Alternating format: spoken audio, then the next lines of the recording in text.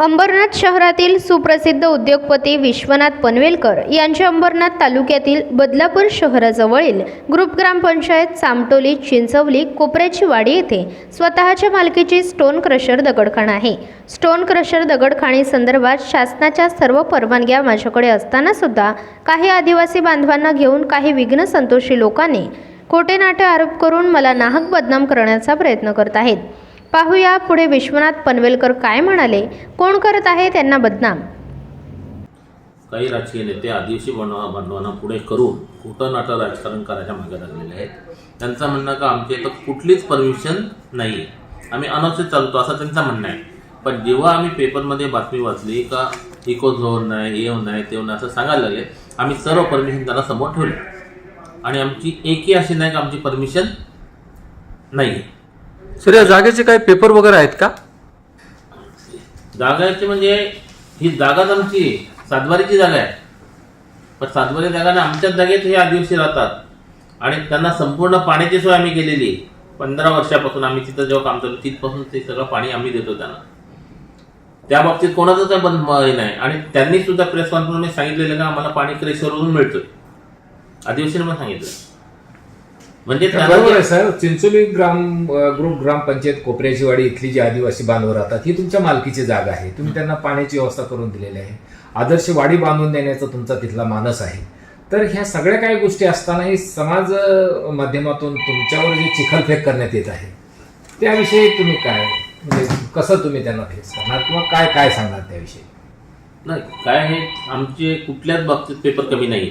अच्छा, जर आम्हाला काही अजून त्रास द्या त्याने प्लॅनिंग केला तर आम्ही कोर्टात जाणार आणि हायकोर्टातून ऑर्डर आणणार चालू करण्याची. पण मी माझं काम बंद ठेवणार नाही. का ह्या लोकांनी सांगितलं का गाड्या जाऊन जाऊन रस्त्याची वाट लागलेली आहे. अहो, तो कॉन्क्रीट रस्ता आहे आणि आत्ताच केलेला आहे 1 वर्षापूर्वी. तर कॉन्क्रीट रस्त्याला खड्डे पडतील कसे? म्हणजे हा मुद्दाम जाणून बुजून काहीतरी लावालावी केलेलं आहे आणि त्या कॉन्क्रीट रस्त्यावरती गव्हर्नमेंटकडून फंड आलेला आहे, कोणाच्या खर्चाने नाही केलेला. मग गव्हर्नमेंट असेच पैसे देतो का रस्ता खराब करण्याकरता? रोड कधी झालेला आहे? आता 1 वर्षाच्या आतच झालंय. मग त्याला जर कॉन्क्रीटला जर खड्डे पडायला लागले तर गव्हर्नमेंट त्यांचं पेमेंट करूच शकत नाही. मग हे राजकीय नेत्यांना समजायला पाहिजे ना. आज आपल्याकडे रस्त्याने एवढा चांगला रस्ता आहे, तिथे कारण नसताना काहीतरी ठोकाठोक करायची आणि गव्हर्नमेंटला भडकवण्याचा प्रयत्न करायचा. पण जेव्हा गव्हर्नमेंटकडे आम्ही गेलो आणि आमचे सगळे पेपर दाखवल्यानंतर इव्हन आम्ही आमचे फोटोही काढून दिले साईटचे, तर त्याच्यानंतर IIT वाले पाठवले आमच्या इथं व्हायब्रेशन किती आहे.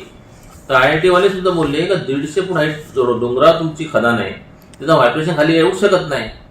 हे मूर्खपणा आहे म्हणाले. तरी पण आम्ही बोललो तुमचे पॉईंट घ्या. मग त्यांनी सगळे पॉईंट घेतले, कुठेही व्हायब्रेशन नाही म्हणून. आणि त्यांची सगळी व्यवस्था तुम्ही करायला तयार आहे, तरी पण ह्या अशा गोष्टी का होत राहतात? हे सगळं जाणून राजकारण चाललेलं आहे. हे राजकीय नेते मुद्दामून कोणाला उचकतात आणि आदिवासी लोक ही फार गरीब स्वभावाची असतात. त्यांना एखाद्याने चढवला का ते चढतात, बाकी याच्यात उद्देश काही नाही आणि आमच्या मागे लावून देते. हे त्यांचे धंदे. मग आता तुम्ही ह्याला कसं फेस करणार, काय कसं काय? शेवटी आम्हाला पर्याय एकच आहे. तर आमची 50 एकर जागा आहे, त्याच्या एका कोपऱ्यात हे लोक राहतात. तर तिथे म्हणे माळीन होईल, हे होईल, ते होईल. माळीन होण्यासारखी जागाच नाही तिथे आणि ते डोंगराला लागून नाही, डोंगराच्या अंतरावर एका कोपऱ्यात आहेत. तर माळींचा प्रश्न येतो कुठे? आणि तर माळींसारखा जर प्रकार व्हायचा असेल तर समजा झालं, मग आम्हाला गव्हर्नमेंट सोडेल का? आम्हाला पण आमच्या जीवाची भीती नाही का? हे म्हणजे खोटं नाटक काहीतरी नावं सांगून देतात आणि कामं करतात. आता पावसाळ्याचे दिवस आहेत आणि आताच तुम्ही सांगितलं की माळींचा हा प्रकार होऊ शकतो. तर माळीन जे झालेलं आहे की ते सखल डोंगराच्या पायथ्याशी होतं आणि तिथं कुठल्याही प्रकारचं त्यांनी काही केलेलं नव्हतं. तुम्ही तसं आतापर्यंत जे काम केलेलं आहे तर ते शासनाच्या जे आख्यातेत येतं किंवा जे ज्या ठिकाणी मानव वसाहत आहे तर मानव वसाहतीला जेवढं सुरक्षित आहे तेवढं तुम्ही त्या ठिकाणी केलेलं आहे. तरी पण अशा गोष्टीची अफवा लोक का उडवतात? त्यांना माहिती नाही माळीन गावी काय झालं ते.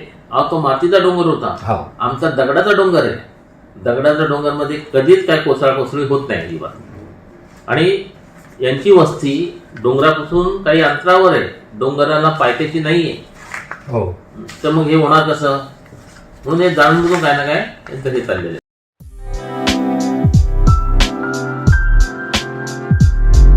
MRN Construction Interior Decorator, Specialist in Civil Worker, Sliding, Fabrication, Plumbing, Painting, Marble Fitting, POP, Brick Wall, Water Purifying, PCC, RCC Works. Vinod Deshmukh, mobile number 9890032302 7387555776. Kailas colony, Ulhasnagar 421005. आमच्या ताज्या घडामोडी, ताज्या बातम्या पाहण्यासाठी आमच्या चॅनेलला शेअर करा, सबस्क्राईब करा, लाईक करा आणि बेल आयकॉनवर क्लिक करा.